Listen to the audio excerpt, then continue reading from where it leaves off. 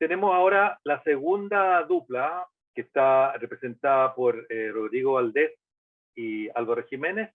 Empezará Rodrigo Valdés con su presentación. Rodrigo Valdés es, bueno, ustedes saben que fue ministro de Hacienda, o sea, estuvo en la cosa práctica, digamos, de todo este problema. Él es economista, es doctor en economía y es actualmente profesor en la Escuela de Gobierno de la Pontificia Universidad Católica de Chile. Rodrigo, adelante, te doy la palabra. Bueno, buenos días. Muchas gracias, Juan Pablo, y al MIDAP por la invitación. Un saludo especial a mis colegas de los otros paneles y especialmente a Álvaro Jiménez, que va a ser el que discutirá mi presentación. Yo pienso que hay pocas dudas que es una gran iniciativa lo que está haciendo el MIDAP de empujar a que distintas disciplinas conversen y busquen alguna síntesis que sea útil, ojalá que más de una, para las políticas públicas, para un mejor desarrollo. Para mi disciplina en particular, la economía, esta conversación no es tan fácil. Les voy a partir mostrando una slide que muestra un ejercicio que se hizo algún tiempo, en que básicamente se le preguntó a distintas disciplinas sobre una afirmación bien específica. Déjenme subir el slide rápidamente. Y esa afirmación es si en general el conocimiento interdisciplinario es mejor que el conocimiento que se obtiene de una sola disciplina. Y pues bien, los economistas son un poco reticentes a esto. Casi el 60% de ellos estaba en desacuerdo o muy en desacuerdo con esa afirmación. Entre personas de la sociología, de las ciencias políticas, de la historia, el número era del orden de 25 a 30%. También ahí hay un número que no es tan bajo para mi expectativa al menos. Y lo que es muy interesante es que entre psicólogos y para mi sorpresa, los expertos en finanzas, ¿quién habría pensado que la gente de las finanzas era tan transdisciplinaria? El número era menor de 10%. O sea, ahí se valora mucho más este cruce, ¿no? En fin, pero lo que muestra esto, como decía al comienzo, que para mi disciplina al menos esto no es nada de trivial. Un ejemplo, algo menos serio que el anterior, es el siguiente. Hay un profesor de Harvard, Danny Roderick, un economista relativamente heterodoxo, les recomiendo su libro. Escribió un libro de difusión sobre las reglas de la economía para que otras disciplinas pudieran entender mejor o incluso perdonar, entre comillas, a los economistas. Y en el libro, la parte más así divertida es que hay unos mandamientos para los economistas y para los no economistas. Y voy a transcribir dos para los no economistas. El primero dice lo siguiente, comillas, si piensa que todos los economistas piensan igual, vaya a uno de sus seminarios, cierra de comillas. Se los recomiendo. Hacia afuera parece que pensáramos un poco igual, pero hacia adentro no tanto. Y el segundo es que, comillas, si piensa que los economistas son especialmente, voy a traducir rude, bruscos o mal educados con los no economistas, coma, vaya a uno de sus seminarios. Que de nuevo va a mostrar que en realidad hay toda una cosa especial en la economía. Está estudiándose cada vez más esto, y que al parecer tenemos cierta carga narcisista mayor a lo habitual en esta disciplina, y que tenemos que aprender a manejar mejor. Y sin duda es un riesgo exponerse a un ambiente como este, que nos saca de lo habitual, ¿no? Pero bueno, Juan Pablo me convenció, me armé de valor y aquí estoy. Lo que quiero hacer hoy día en este diálogo es invitarlos a conversar de neoliberalismo. ¿Y por qué de neoliberalismo? Porque creo que es muy importante tratar de definir qué sería, qué no es, voy a poner aquí mi conclusión, su inutilidad como una manera de enfrentar una discusión constructiva. Y más bien creo que a lo que hay que ir es ser mucho más específicos a qué cosas del modelo actual hay que urgentemente atender para tener una mejor salud, especialmente una mejor salud mental. Pienso que estas precisiones son necesarias y útiles para esta conversación multidisciplinaria por una razón bien simple, pero al mismo tiempo bien fundamental. La verdad es que en economía, la economía como disciplina, no reconoce este concepto. La palabra neoliberalismo no se enseña, no está en ningún texto que uno podría habitualmente usar para enseñar.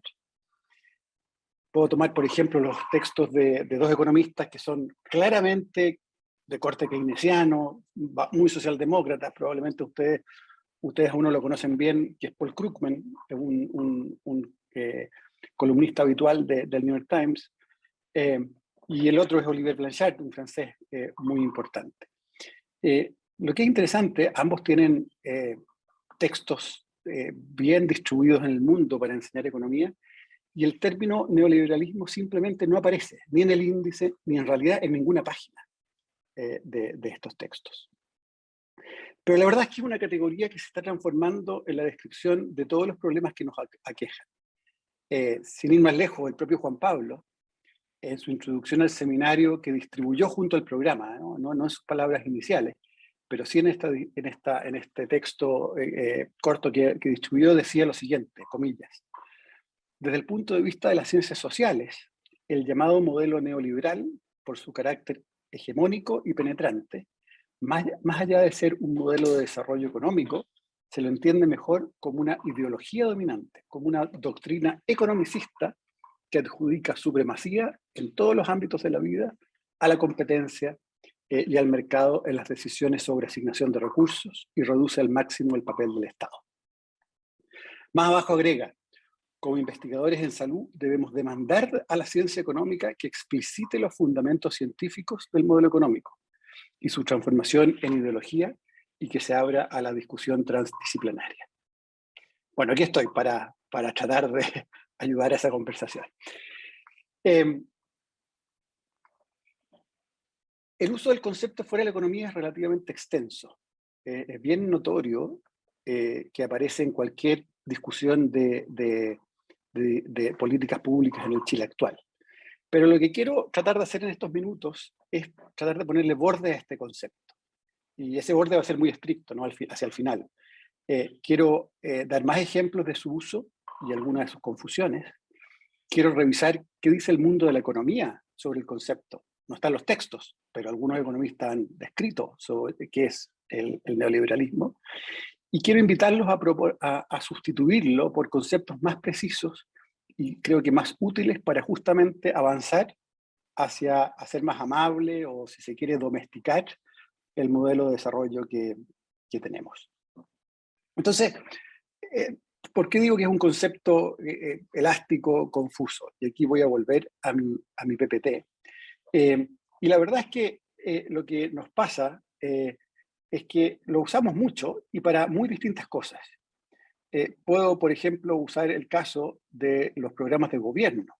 La palabra neoliberal aparecía 8 veces en el programa del presidente Boric y 12 veces en el programa del candidato Jadwe.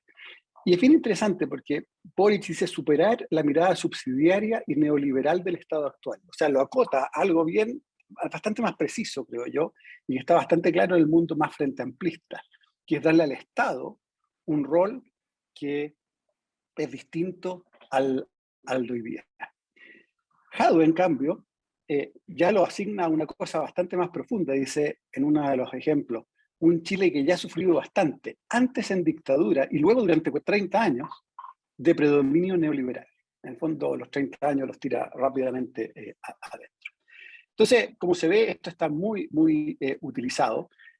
Puedo dar muchos ejemplos. Aquí escogí uno simplemente en la discusión cuando Karina Oliva estaba compitiendo con Orrego por la gobernación de la región metropolitana. Era bien interesante que el mundo de la izquierda, incluyendo Alejandra Bravo, ¿no? Que ya es más de un mundo, digamos, voluble en política, básicamente decidieron bautizar a que Orrego era un neoliberal. Cosa que, conociendo a Orrego, me parece casi no sé, es un insulto prácticamente. Entonces, de nuevo, es un ejemplo de cómo este concepto empieza a tomarse todo. Ahora, hay que tomarlo en serio. El Papa en Fratelli Tutti nos habla de neoliberalismo y usa como su propia definición, ¿no? Dice: el mercado solo no lo resuelve todo, aunque otra vez nos quieren hacer creer este dogma de fe neoliberal. Después dice, el neoliberalismo se reproduce a sí mismo sin más, acudiendo al mágico derrame o goteo.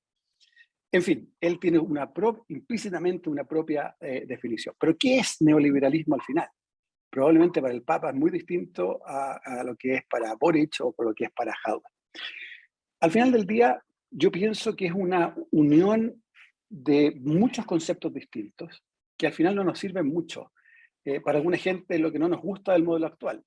Se asigna capitalismo, mercado, globalización. Otros piensan que simplemente es el foco en el crecimiento. A un nivel más, yo diría, conceptual, más sofisticado, se piensa que es una hegemonía básicamente conceptual de los economistas y su técnica, o de los capitalistas para hacer avanzar sus intereses, dependiendo de la percepción. Alguna gente dice que Thatcher y Reagan son los epítomes del neoliberalismo, otros dicen más del mundo de la economía, la escuela austríaca, de von Mises y von Hayek, y algo de las ideas de Friedman. En fin, uno puede hacer muchas cosas. De hecho, una pregunta obvia es si Obama, Lagos y Blair son neoliberales o no son neoliberales. Para mí, al final del día, es compleja esta discusión en el sentido de que, como es muy imprecisa, no nos lleva muy lejos. De hecho, un problema fundamental, como no tiene borde este concepto, es, bueno, ¿qué significa al final? ¿A qué se refiere Daniel Jadwe cuando habla de superar el neoliberalismo? Me temo que simplemente acabar con el sistema capitalista y sustituirlo, el mercado, por un Estado centralizado. Supongo que acá muchos estarán en desacuerdo, que esa es la idea para avanzar. Aunque al escuchar el primer panel me dejó más dudoso esto, pero bueno. En cualquier caso, muestra que se entienden cosas muy diferentes según lo que se dice, de quién lo usa, en qué ámbito se usa. Ahora, ¿qué podemos decir más desde la economía? Bueno, primero reconocer, y esto es importante, que este es un término que se está usando mucho. Esta es una simple búsqueda en libros por los enagrams de Google, ¿no? Y en los libros aparece increíblemente más en la literatura en inglés que en castellano ahora último, pero definitivamente un concepto que ha tenido un auge importante. ¿De dónde viene? Bueno, tiene varios orígenes, pero quizás el origen más importante, y aquí no me voy a meter demasiado en esto porque no es mi campo, pero Foucault, en esta ponencia, El nacimiento de la biopolítica, habló de neoliberalismo. Es súper interesante que la gente piensa que desde ese momento se le consideraba parte, que era la escuela austríaca, de los Chicago Boys, etc. Pero Foucault también habla de, básicamente, los economistas alemanes, los llamados ordoliberalistas, que son parte, básicamente, de los partidos centrales de allá. Y también los consideró neoliberales. Él buscaba una tercera vía, ¿no? Y equivocadamente, en el trabajo de Foucault se le asocia más una crítica marxista del neoliberalismo, pero en realidad es una cuestión un poquito más sofisticada en esta búsqueda intermedia. Bueno, como les decía, en economía no ha pasado mucho con este concepto, pero sí se le ha dado visiones muy críticas. Y quiero leer tres, básicamente, opiniones de economistas que no son famosos para nada, pero que se metieron a hablar de neoliberalismo. ¿Qué dice Jessop? Dice que es un término de lucha o de batalla construido socialmente y que enmarca la crítica y la resistencia más que un concepto rigurosamente definido que puede guiar la investigación en antropología y en otras ciencias sociales. En el fondo, es este concepto de casi enojo con los resultados. Venugopal dice que es una herramienta retórica y un dispositivo moral para científicos sociales críticos y no economistas para pensar en economía y en una variedad de fenómenos económicos. Y aquí viene la parte más dura, que de otro modo están más allá de sus horizontes cognitivos. En el fondo están criticando a los no economistas por no saber economía. Y por último, Flew dice, gran parte del uso del término es intelectualmente insostenible, particularmente cuando funciona como una categoría de denuncia de propósito general o cuando simplemente se invoca a cómo son las cosas. En el fondo, creo que, de nuevo, como desde donde partí, yo creo que el concepto neoliberal no, es algo demasiado grueso, algo que al final sirve para decir mucho individualismo, no nos gusta lo que tenemos, pero no demasiado más allá. De hecho, déjenme darles un ejemplo. Y esto anótenlo ustedes por sí mismos, ¿no? En mis cursos yo hago una discusión, ¿no?, de cada uno de estos temas. Pero el sistema de pensiones actual es neoliberal. Hacer una concesión de agua potable entregada a una empresa privada extranjera, ¿es neoliberal? Déjenme decirles que la compañía de aguas en La Habana está licitada, concesionada a una empresa española privada. El TPP-11, que ha estado en grandes discusiones en los últimos años, ¿es neoliberal? Que el Banco Central sea autónomo. La existencia del CIMSE, que ha estado bastante discutido ahora último a propósito de su suspensión. La focalización de las políticas públicas según nivel de vulnerabilidad. En fin, estas cosas que están acá, que son discusiones evidentes de día a día, muestran que el concepto no es tan útil. Al final del día, yo creo que no es para nada claro si estas políticas tienen un grado de neoliberalismo o simplemente se les puede calificar de neoliberales.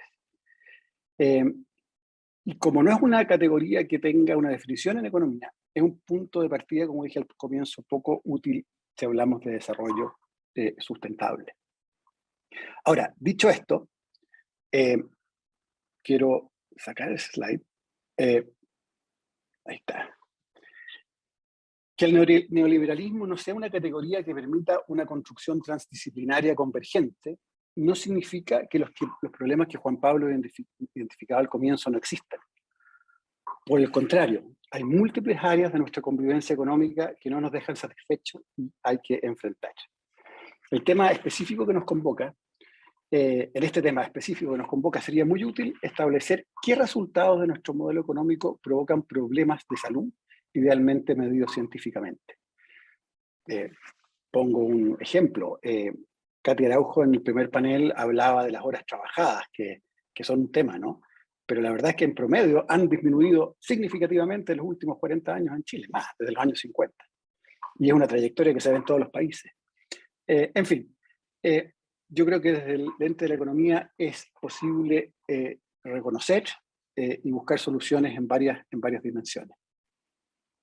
Creo que es muy importante el miedo a la vejez, como un ejemplo, que provoca el estrés que provoca el sobreendeudamiento. En fin, hay varias cosas que los propios economistas han estado empezando a investigar en el mundo de la salud mental y la economía, y aparecen cosas muy interesantes.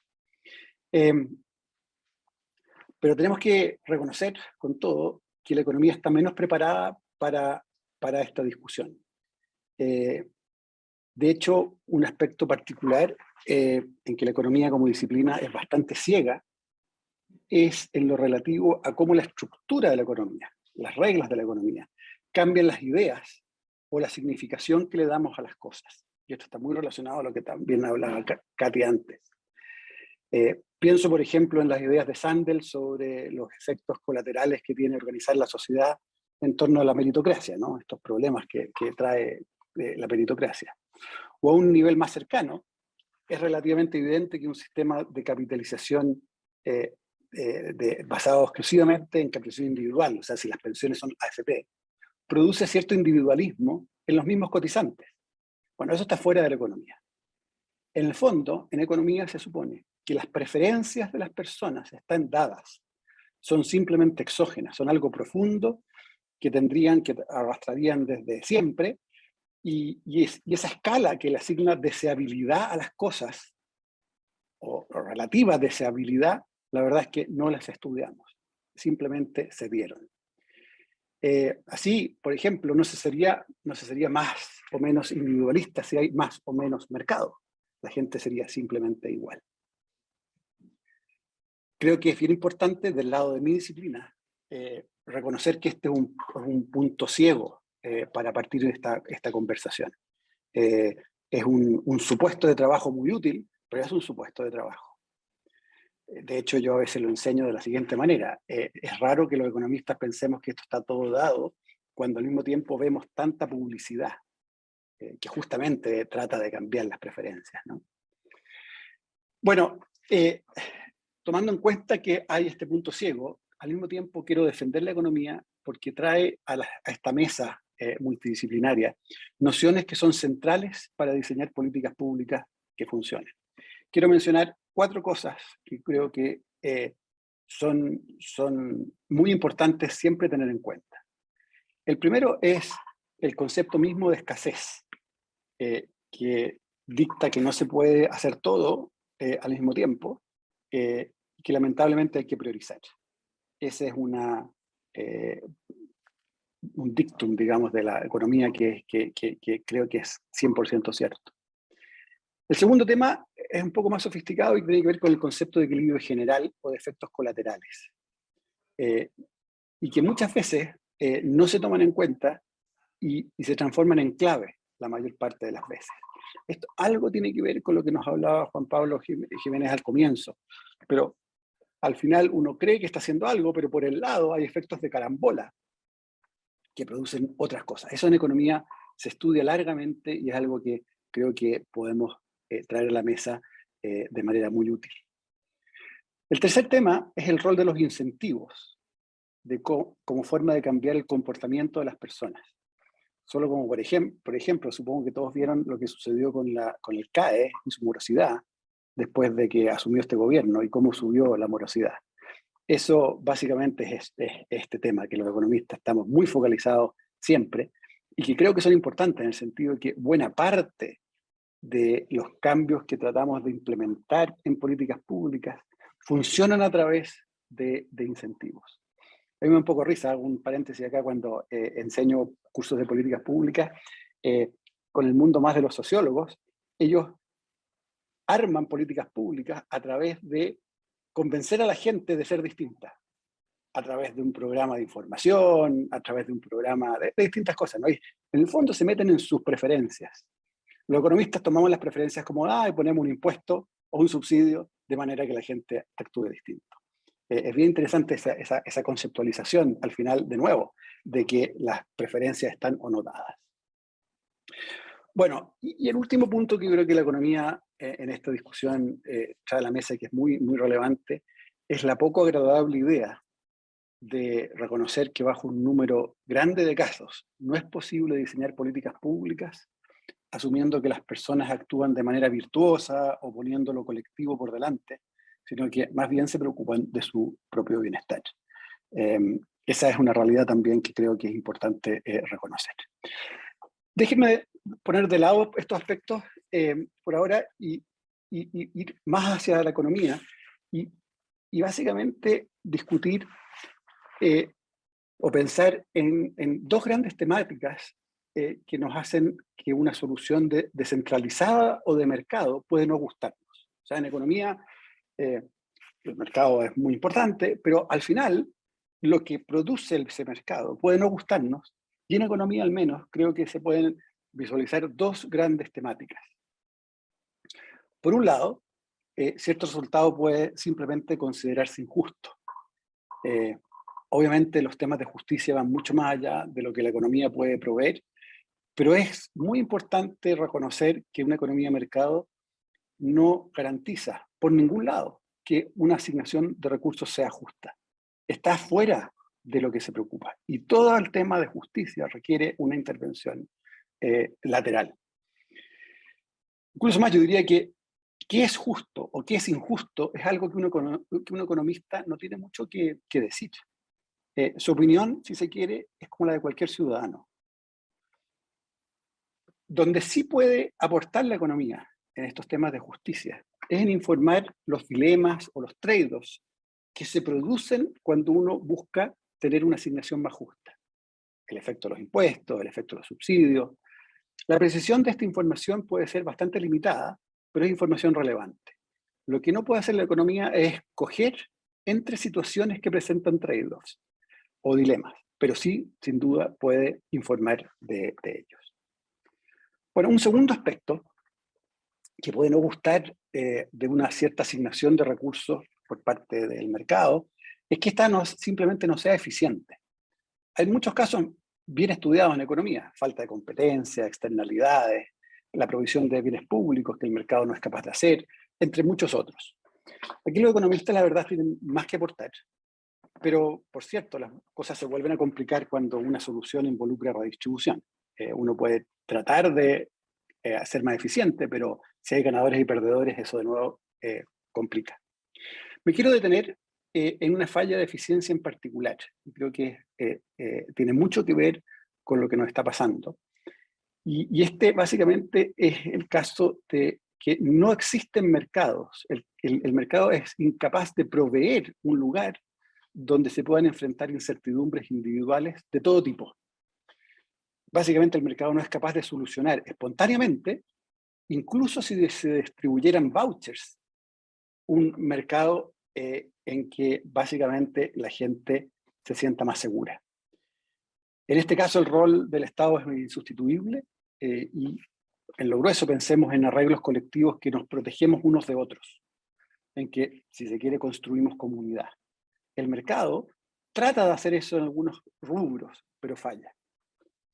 Los mercados de seguros, por ejemplo, que deberían ser capaces de enfrentar estos desafíos, fallan en varias dimensiones específicas.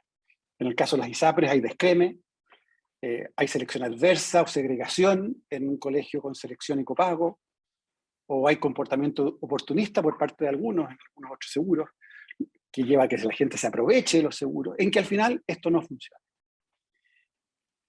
Creo que en el caso de Chile hemos estado construyendo una sociedad en que esperábamos que estos arreglos institucionales basados en mercado funcionaran, y no funcionan bien, especialmente en este tema de las incertidumbres.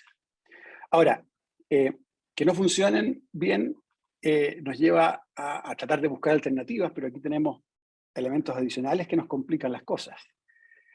Por un lado, en la discusión pública nos cuesta mucho a todos ver a través del velo de la ignorancia de Rawls, ¿no?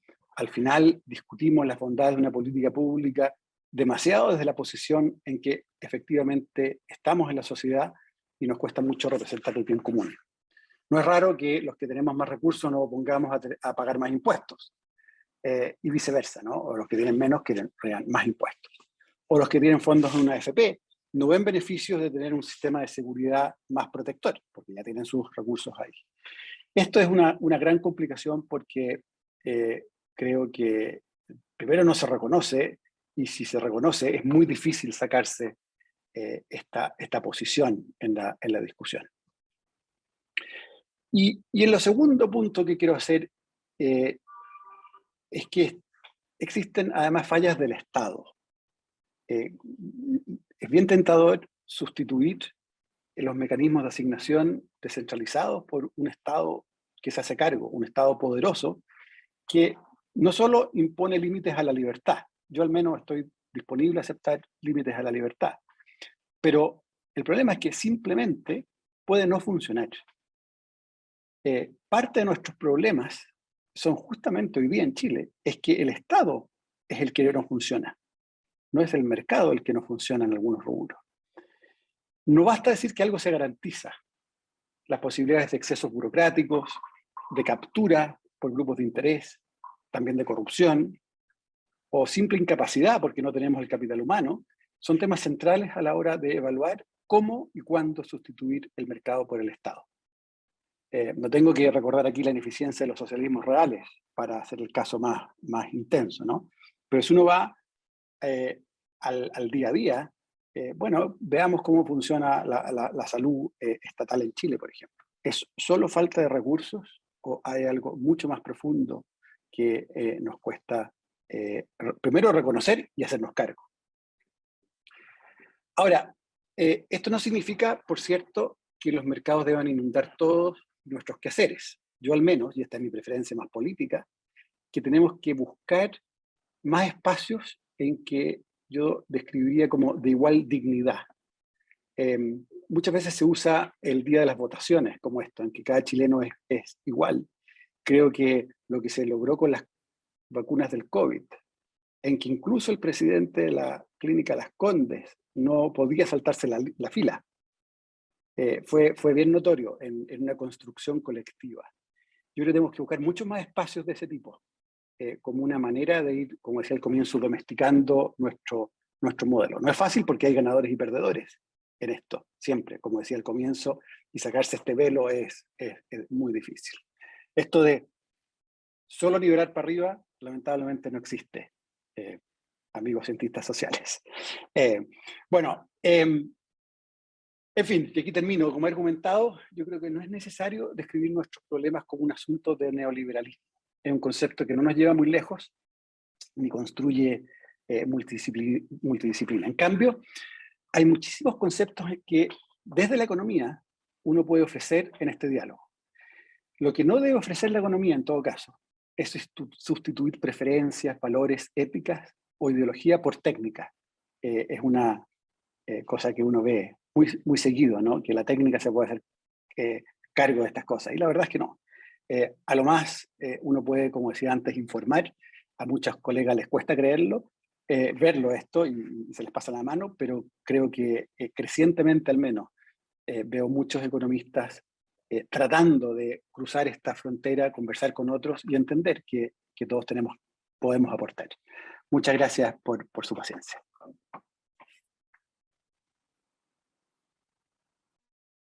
Gracias a ti, Rodrigo. Me parecen súper interesantes tus palabras, porque nos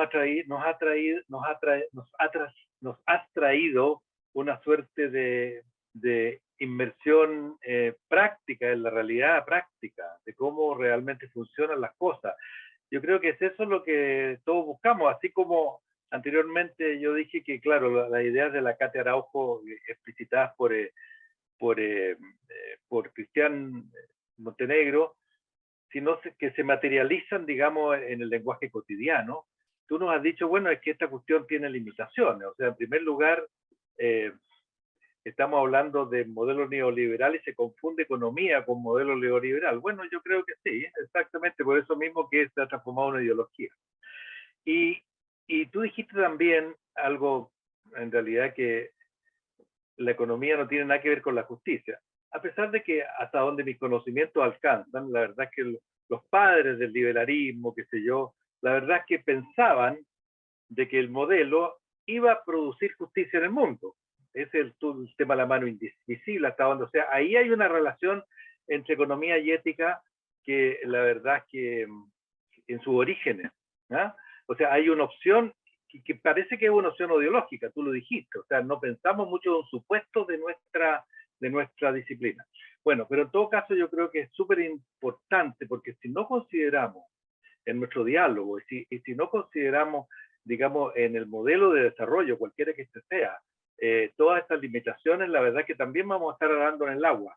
Ahora, aquí yo creo que habríamos necesitado también otra disciplina, que es la disciplina política, porque una cantidad de cosas que tú dijiste son determinadas políticamente, ¿fíjate? Porque Obama, Tony Blair y por supuesto el Lago son en primer lugar políticos, o sea que ellos trataron de implementar un modelo político con mayor o menor éxito, esto es otro tema, precisamente que considere los temas de justicia junto con el tema del funcionamiento eficaz de la economía. Bueno, ahora le voy a dar la palabra a Álvaro Jiménez. Álvaro Jiménez es psicólogo, se doctoró en París, Universidad de París, se doctoró en sociología y él es investigador joven de MIDAP y también participa en otros dos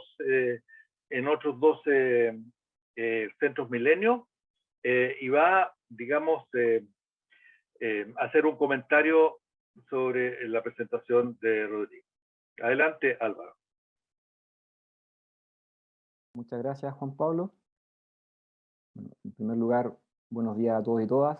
Quiero partir por agradecer al profesor Rodrigo Valdés por su participación, que considero que es intelectualmente honesta en este panel, y además agradecerle por cruzar la frontera disciplinaria para venir a conversar con nosotros y nosotras. Creo que su presentación permite reflexionar en torno a qué condiciones se deben cumplir para iniciar precisamente un diálogo interdisciplinario, que es uno de los objetivos de esta jornada. Y creo también que este diálogo es particularmente urgente. Primero, es urgente para las disciplinas de la salud mental, porque eso que llamamos salud mental no solo desborda completamente el campo de la psiquiatría, de la psicología, como comentaba la profesora Katia Araujo al inicio, sino que también incluso desborda el campo de la salud. Y es algo demasiado complejo e importante como para dejarlo exclusivamente en manos de psicólogos, psicólogas o psiquiatras. Y en segundo lugar, creo que este tipo de diálogos es urgente también para la economía, porque permite poner en el centro de la discusión en torno al desarrollo la cuestión de la salud, la cuestión del bienestar. De hecho, la invitación a pensar la salud mental desde la perspectiva del desarrollo social o sostenible es también una manera de hacernos cargo de las dimensiones, de una de las dimensiones de los objetivos de desarrollo sostenible que la propia Naciones Unidas ha fijado como meta global para el año 2030. Dicho eso, paso a comentar algunas ideas desarrolladas por la presentación del profesor Rodrigo Valdés en esta mesa que se titula Buscando bordes del neoliberalismo. Y mis comentarios van a apuntar a algunas ideas expuestas por Rodrigo, y al mismo tiempo intentaré vincular estos comentarios y su reflexión con lo que a mí me compete más directamente, que es la salud mental. Entonces, en primer lugar, el profesor Valdés parte su presentación reconociendo que el neoliberalismo es una categoría que se encuentra en el centro de distintos diagnósticos acerca de los problemas sociales, y neoliberalismo es usado como una etiqueta que básicamente engloba los males del sistema, ¿no? Y para ello nos entrega varios ejemplos. Solo para confirmar lo que expuso Rodrigo, que yo quisiera agregar otro ejemplo. Ayer supimos que la revista Time incluyó al presidente Gabriel Boric como uno de los 100 líderes globales del 2022. La reseña de Boric la escribió el premio Nobel de Economía Joseph Stiglitz, un famoso economista keynesiano. En su reseña, Stiglitz vuelve a la idea de Chile como un laboratorio neoliberal, comillas. De hecho, Stiglitz cita el discurso de Boric cuando ganó las primarias, que decía que si Chile fue la cuna del neoliberalismo, también será su tumba. Bueno, Rodrigo sostiene que la economía, como en tanto disciplina, no reconoce el concepto de neoliberalismo, pero no pocas veces escuchamos a los mismos economistas, incluyendo un premio Nobel, hablar de neoliberalismo. Pero el profesor Valdés sostiene que neoliberalismo es un concepto demasiado elástico, confuso, básicamente un concepto que no tiene borde. Y frente a eso, yo estoy completamente de acuerdo. El término neoliberalismo refiere a muchas cosas. Neoliberalismo como combinación de políticas de desregulación y privatización en diversos aspectos de la vida social, bajo los principios de competencia, eficiencia, utilidad. Neoliberalismo como el supuesto de que el mercado es el mecanismo óptimo para organizar el intercambio y la distribución de bienes sociales, como la salud, la educación, la seguridad social, o neoliberalismo como un régimen de políticas públicas que se comenzaron a implementar a partir de los 70 y 80. En fin, los usos son múltiples, ¿no? Y Rodrigo afirma que el concepto de neoliberalismo es un punto de partida poco útil para enfrentar una discusión constructiva y menos útil aún para construir transdisciplina. Yo creo que en cierta medida Rodrigo tiene razón. Neoliberalismo es un concepto con bordes difusos. Pero la primera pregunta que yo quiero plantear aquí es la siguiente. Del hecho de que un concepto no tenga bordes bien definidos, ¿se sigue necesariamente que ese concepto haya que declararlo inútil? Sinceramente yo pienso que no. Y voy a explicar por qué. En primer lugar, volvamos a uno de los libros que citó el mismo Rodrigo Valdés en su presentación, ¿no? El nacimiento de la biopolítica de Michel Foucault. Allí Foucault habla del neoliberalismo como una forma de racionalidad política antes que una política económica. Recordemos que el problema central para Foucault son las relaciones entre poder y subjetividad, y cuando intenta hacer una historia del neoliberalismo o una genealogía del neoliberalismo, como lo denomina él, lo que le interesa, entre otras cosas, es el neoliberalismo como una forma de gobierno de las conductas, en particular como una matriz que produce un cierto tipo de sujeto, es decir, un cierto tipo de relación que los sujetos establecemos con nosotros mismos y con los otros. Y en el caso del neoliberalismo, entonces, a lo que Foucault le interesa es la emergencia de un tipo particular de sujeto que podríamos describir, o que él más bien describe, como un empresario de sí mismo. Esta dimensión me parece que estaba presente en la presentación que hizo Katia Araujo, cuando mencionaba las dimensiones normativas, las ideas culturales y las representaciones de este marco difuso que podemos llamar como neoliberal. Uno podría decir, por cierto, que todo esto es muy abstracto, muy difuso, no tiene borde, e insistir que no es necesario el concepto de neoliberalismo. Y tal vez este tipo de ideas pueda no ser útil desde el punto de vista económico. Pero yo creo que sí puede llegar a ser útil desde un punto de vista sociológico e incluso desde un punto de vista clínico. Bueno, yo soy psicólogo clínico, ¿no? Todos quienes nos dedicamos a la psicología clínica, a la psicoterapia o al psicoanálisis, lo vemos de manera muy concreta cuando nos enfrentamos a pacientes que establecen un tipo de relación consigo mismo, al modo de empresarios que buscan maximizar su rendimiento, su productividad, hasta el punto de que se autoexplotan a sí mismos. Y se trata de pacientes que viven frustrados, agobiados por la imposibilidad de estar a la altura de su ideal. Precisamente esto es lo que subrayaba Cateraujo en su presentación, ¿no? O para ponerlo en otros términos, esta brecha que existe entre el yo del sujeto y su ideal del yo produce un sentimiento de insuficiencia que se puede expresar, entre otras cosas, como experiencia depresiva. Desde este punto de vista, la idea del neoliberalismo en tanto matriz de producción de sujetos particulares permite abrir una reflexión que es simultáneamente clínica y social sobre un contexto histórico, sociocultural específico, que genera ciertas condiciones para una manera particular de sufrir. Uno podría decir que neoliberalismo sigue siendo un concepto con bordes difusos, pero no por ello deja de ser útil como herramienta. En segundo lugar, creo que descartar conceptos cuyos bordes son difusos supone un riesgo para las ciencias sociales.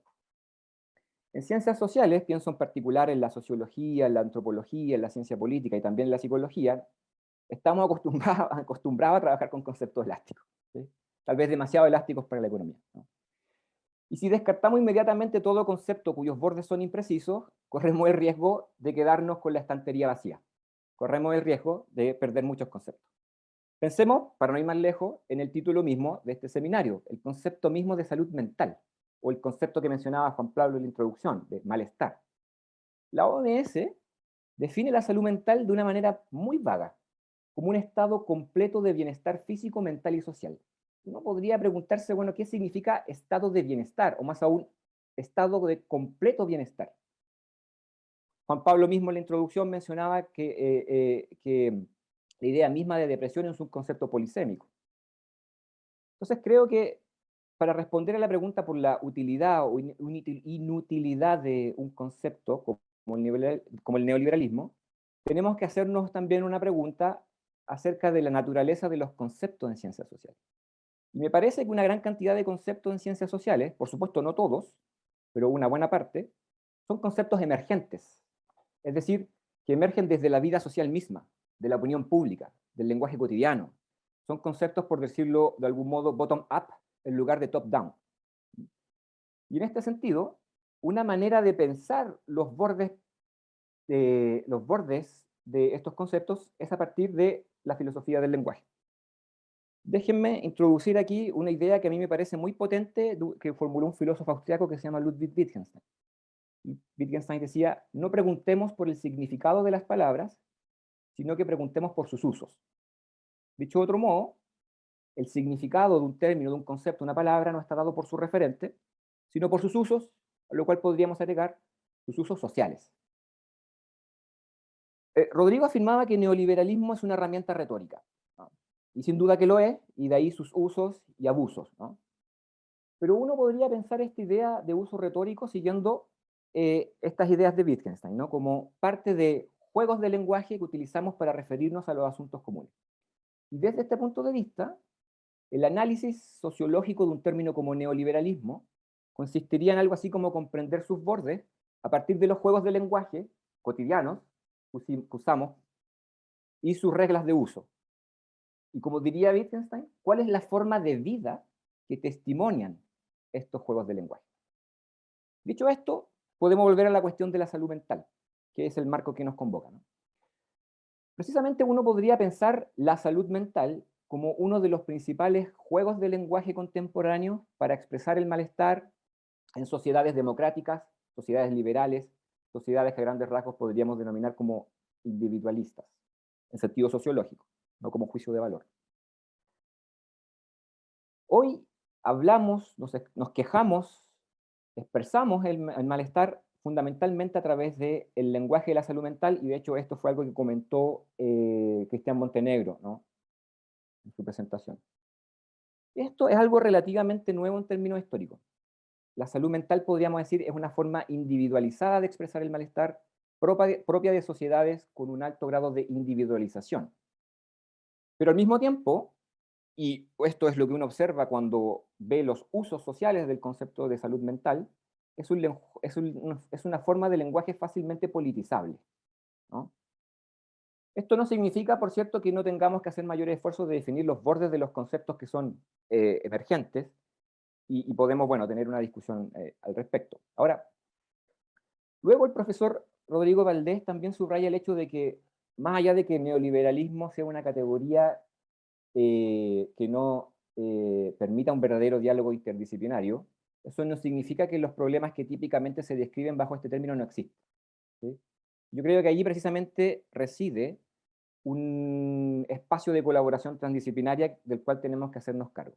Y para comentar esto, quiero volver al famoso graffiti que ya ha sido nombrado muchas veces aquí, que mencionaba Juan Pablo y también Cristian Montenegro en la introducción, y que fue escrito el 19 de octubre del 2019. No era depresión, era capitalismo. Como decía Juan Pablo, este graffiti refleja la idea de que la depresión, esa experiencia de sufrimiento que se ha transformado en una de las principales expresiones de nuestro malestar íntimo, es al mismo tiempo un sufrimiento de naturaleza social. Podríamos traducir esta queja que subyace al graffiti bajo los términos de los determinantes sociales de la salud. El año 2008, la OMS publicó un informe sobre determinantes sociales de la salud, y este informe partía con la siguiente pregunta: ¿por qué tratar a las personas solo para enviarlas de vuelta a las condiciones que las enfermaron? ¿Por qué tratar a las personas solo para enviarlas de vuelta a las condiciones que las enfermaron? Y con esta pregunta, la OMS enfatiza que los problemas de salud mental están anclados a factores sociales, a factores económicos, políticos, culturales, que denominamos determinantes sociales de la salud, que son factores que determinan la manera en que las personas nacen, viven, crecen, mueren, ¿no? Pensemos, por ejemplo, en la desigualdad social. La desigualdad determina profundamente la esperanza de vida de la población. Solo en el caso de Santiago, por ejemplo, para ir más lejos, la brecha entre el 10% más educado con el 10% menos educado es de 8 años de vida para hombres y de casi 18 años para las mujeres. Pero la desigualdad de ingresos no solo tiene un impacto significativo sobre la esperanza de vida, sino que también en la calidad de vida. Y eso es algo que nos compete particularmente a quienes trabajamos en el campo de la salud mental, ¿no? Hoy sabemos que ciertos grupos de la población corren un mayor riesgo de sufrir trastornos mentales debido a su exposición y vulnerabilidad a circunstancias desfavorables que se van acumulando a lo largo del curso de vida. Actualmente existe, de hecho, evidencia robusta respecto a que la prevalencia de trastornos mentales es más elevada en sociedades más desiguales, y pareciera que a medida que las sociedades se desarrollan, como es el caso de Chile, la distribución del ingreso y sobre todo nuestra percepción de las diferencias sociales se vuelven un factor cada vez más determinante de la salud mental. Aquí hay un espacio de colaboración inter y transdisciplinaria que necesitamos, creo yo, explotar de manera urgente en Chile. Y creo que en MIDAPA hemos estado en parte avanzando en investigación en esta línea, ¿no? Y investigaciones en donde hemos colaborado con la sociología y con la economía. No solo hemos generado estudios que muestran la distribución desigual de la depresión y los síntomas depresivos en la población según posición socioeconómica, sino que también hemos mostrado el hecho de que la mayor prevalencia de síntomas depresivos se observan en mujeres, particularmente en mujeres pobres, y esto se explica por una acumulación de desventaja a lo largo del curso de vida, y en particular hemos observado el efecto interseccional o sinérgico entre distintas desigualdades socioeconómicas y de género que amplifican el impacto negativo sobre la salud mental de mujeres pobres. Es decir, el efecto no se explica simplemente por el hecho de que son mujeres, ni por el hecho de que son pobres, sino precisamente porque son mujeres pobres. Bueno, también hemos desarrollado estudios en torno a inseguridad o incertidumbre económica.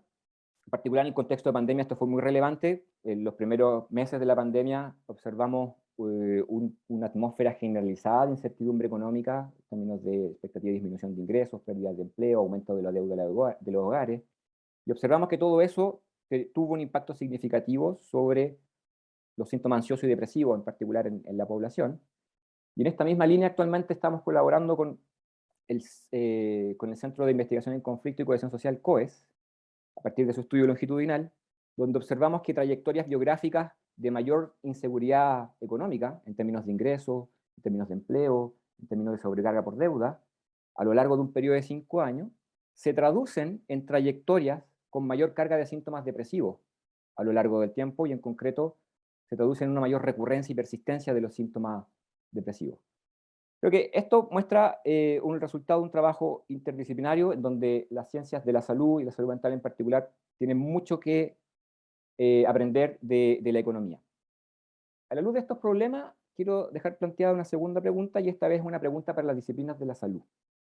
Una vez que hemos generado toda esta evidencia que les comentaba rápidamente, ¿cómo logramos que la política de salud mental sea algo más que una política de salud? ¿Sí? Y viceversa. ¿Cómo instalar la salud mental y el bienestar como una dimensión relevante de toda política social? Algo así como salud mental en todas las políticas. Sin duda, ahí es donde necesitamos seguir avanzando en colaboración transdisciplinaria, por ejemplo, en términos de los efectos de programas de protección social sobre el bienestar y la salud mental, de políticas de transferencia monetaria, los efectos potenciales de la reducción de la jornada laboral sobre la salud mental, por ejemplo, como mencionaba Rodrigo, o incluso algunas dimensiones que se han abierto en el contexto de pandemia, discusiones que se han abierto en el contexto de pandemia en el mundo, como el ingreso básico universal. Sin esa colaboración, no vamos a lograr entender el significado profundo de esa expresión, no era depresión, era capitalismo. En su presentación también Rodrigo Valdés mencionó el problema de la asignación justa de recursos, ¿no? Y afirmó que un aspecto particular que la economía, respecto a la cual la economía es ciega, es cómo la estructura de la economía cambia las ideas y la significación que le damos a las cosas. Y además afirmó que un economista no tiene mucho que decir respecto a qué es justo o injusto, ¿sí? Comentando el rol de la política pública y la dificultad que tenemos de ponernos en esa posición de velo de ignorancia, ¿no? a los roles, y las fallas del Estado en los mecanismos de asignación. Citó, de hecho, la discusión reciente en torno al ideal meritocrático, ¿no? Para comentar esto, esta dimensión que me parece que es muy profunda, quisiera recordarles otros grafitis del estallido, que decía: sin justicia social no hay salud mental. Esa frase, ese grafite, inmediatamente remite a la pregunta de qué consideraríamos como justicia social. Y típicamente cuando hablamos de justicia social en la opinión pública, en el debate público, se piensa de manera casi automática en desigualdad, en particular en desigualdad de ingresos, ¿no? Y también típicamente se asocia a la meritocracia como el principal criterio de distribución justa de recursos. Pero como mencionaba Juan Pablo en la introducción, la experiencia de la desigualdad, o más bien de las desigualdades, es compleja, ¿no? Y también lo son los criterios de justicia.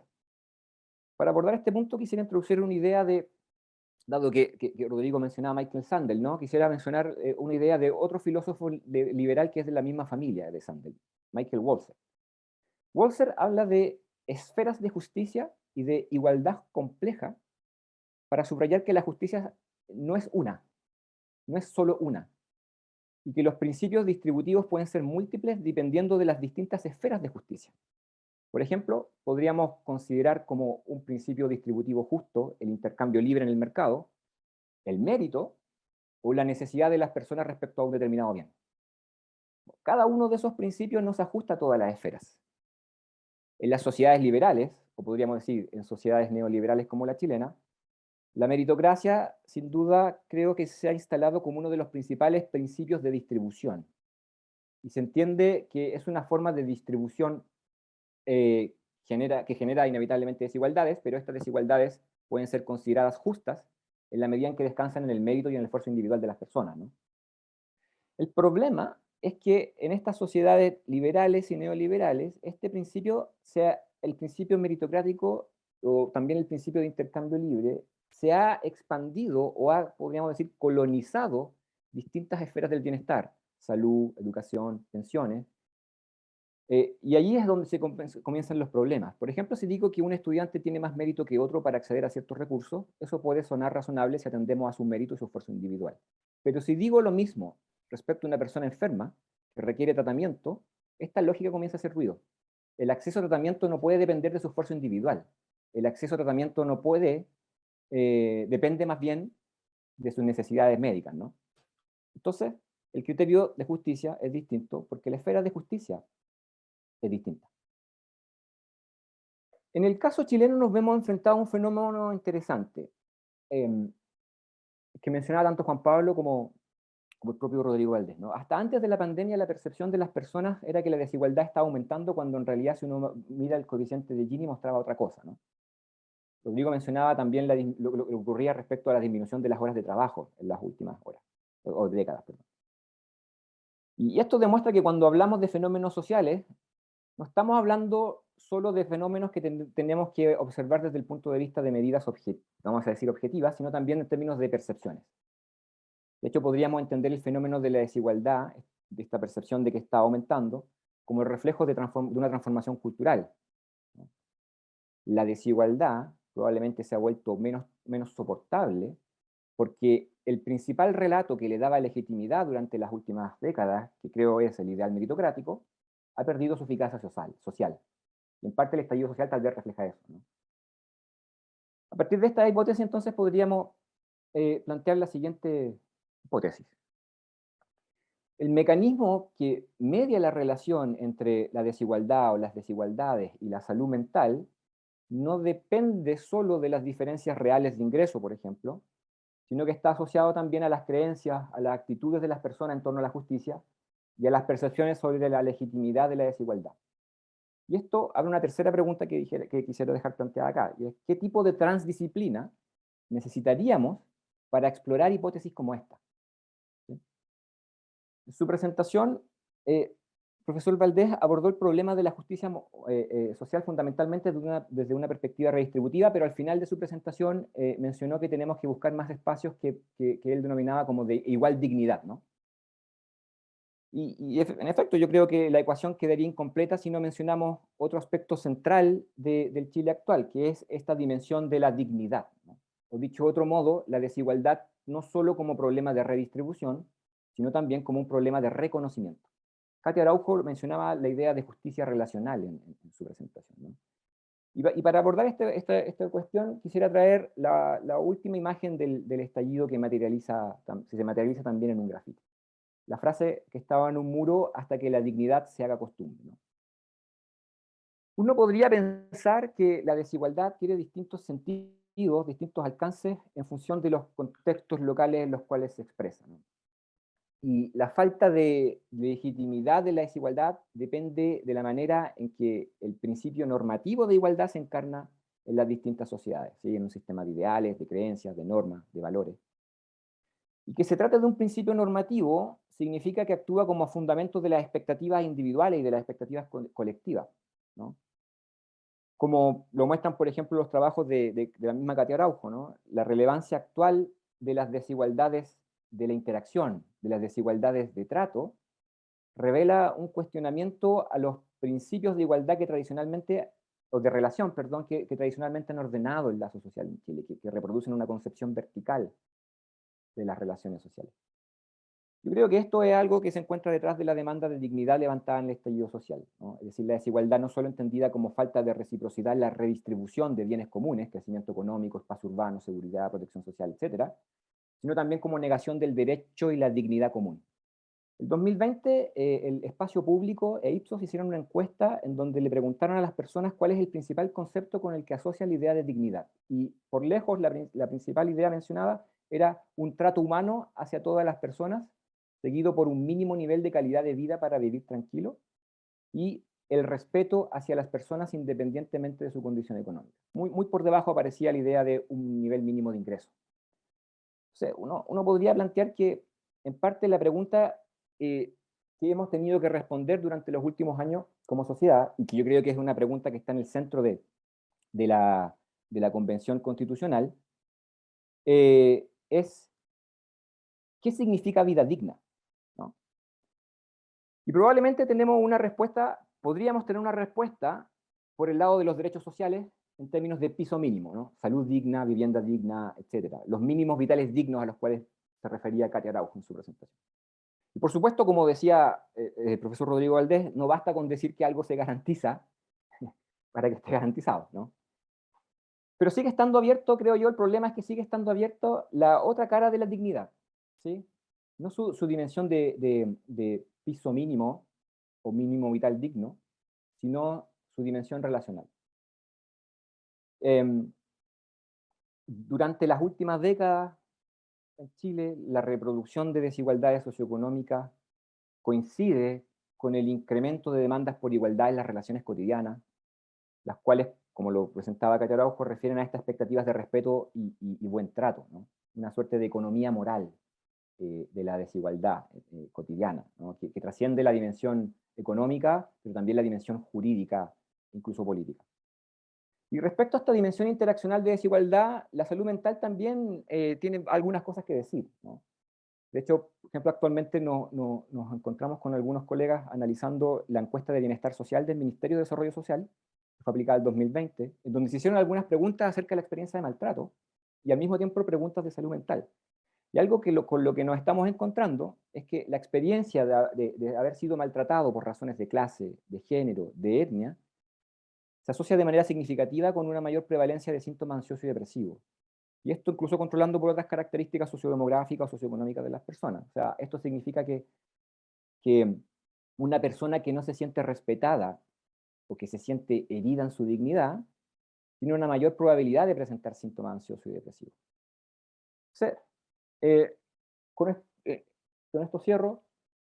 Agradezco la presentación del profesor Rodrigo Valdés y los distintos temas abordados por él, porque permiten abrir una discusión en torno a los bordes entre salud mental y desarrollo sostenible, y también permiten abrir una reflexión que creo yo nos permite pensar más allá de los bordes del neoliberalismo, pero a condición, como él lo dijo muy bien, de establecer bordes más definidos de los conceptos que utilizamos.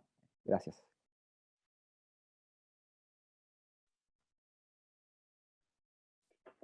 Muchas gracias por tu comentario.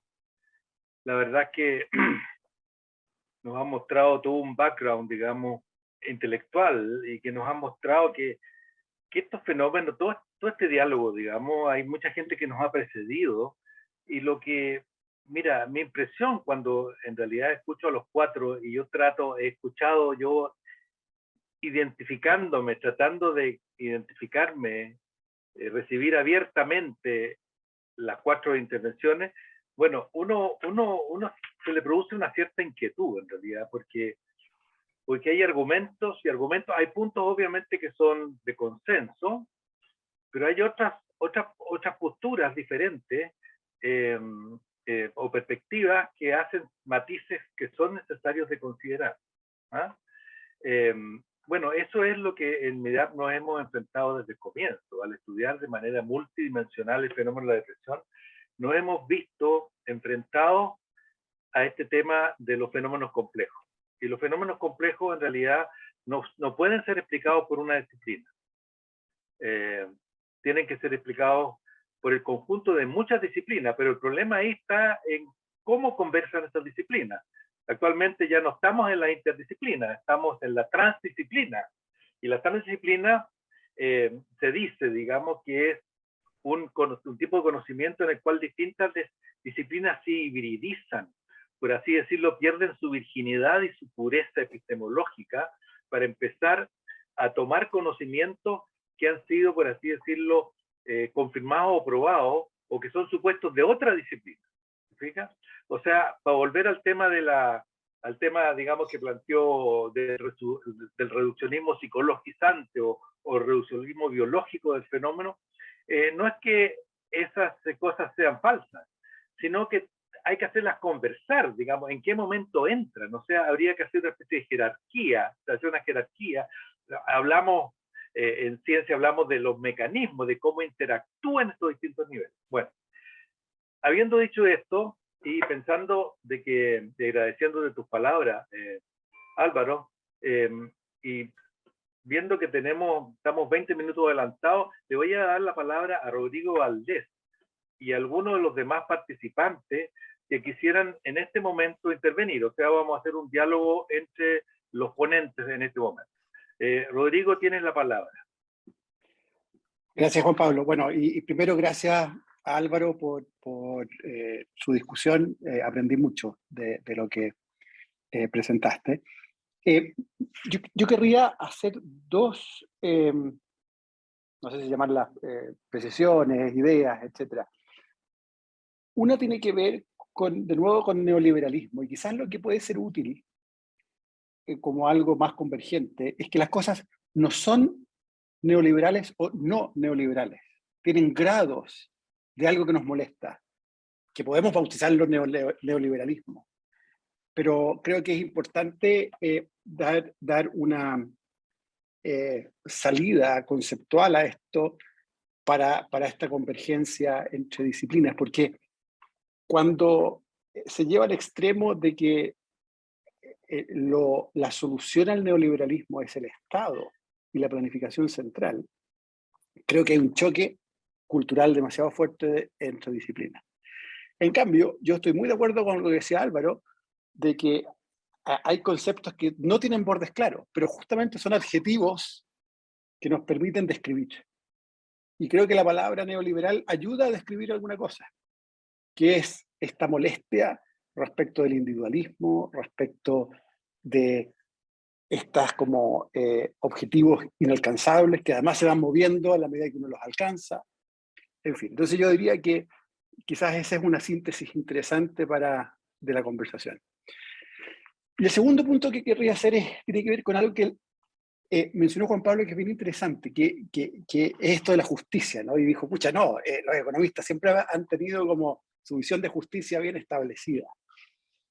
Un amigo mío, discutiendo de esto, me decía, y voy a copiar sus palabras, esto tiene una raíz bien profunda y que las tengo que meter ahora a dos teoremas, vamos a llamar los famosos teoremas de bienestar en economía, que son dos construcciones teóricas muy poderosas que a uno le enseñan repetidamente en su carrera y quedan, no sé, en la nuca puesta.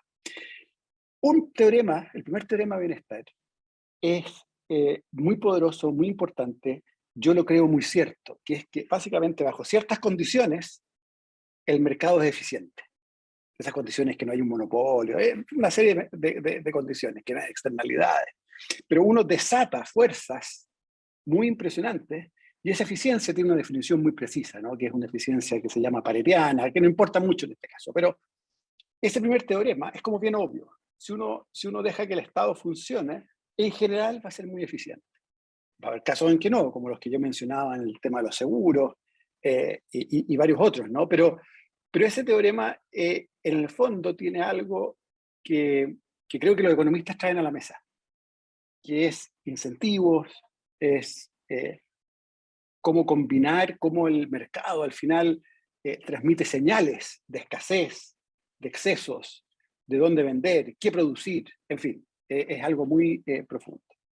El segundo teorema de bienestar, en cambio, aquí vuelvo al punto de Juan Pablo de la justicia, es un teorema que dice básicamente que cualquier asignación de recursos es alcanzable, va a ser eficiente, etcétera, en la medida que uno haga las transferencias no condicionadas iniciales necesarias. O sea, yo puedo dejar que el mercado funcione, nos lleve a un óptimo, y si me he preocupado antes de asignar recursos de manera justa, entre comillas, en ese caso vamos a tener una economía justa y eficiente al mismo tiempo. El problema de eso es que esa asignación justa inicial nunca se da. No tenemos ni los instrumentos, no existe la capacidad de tener transferencias no condicionadas, no existe la capacidad política para hacerlo. En fin, es una construcción que al final, como que de un plumazo borra nuestra preocupación por la justicia, porque nos dicen desde chiquititos, es posible arreglarlo con transferencia. Y listo. Y por lo tanto, la economía percibe el problema de justicia como algo muy solucionable. El problema es que nunca se soluciona, porque ni existen esos instrumentos, y si existieran, tampoco se van a poder aplicar por las restricciones del juego político que obviamente van a hacer que los que lo tienen no quieren entregarlo. Entonces, es bien interesante porque no es que haya esta percepción de justicia o no, es simplemente algo que empieza a ser como secundario y arreglable. lo cual en la realidad no es correcto. Y eso lleva a que nos preguntemos poco en economía sobre la justicia de las cosas. Creo que crecientemente lo hacemos, crecientemente hay dudas, en fin, ¿no? Hemos pasado por ciclos bien importantes en economía en las últimas décadas, pero quería establecer eso como una razón de por qué en el fondo se enseña tan poco temas de justicia en nuestra disciplina. Muchas gracias.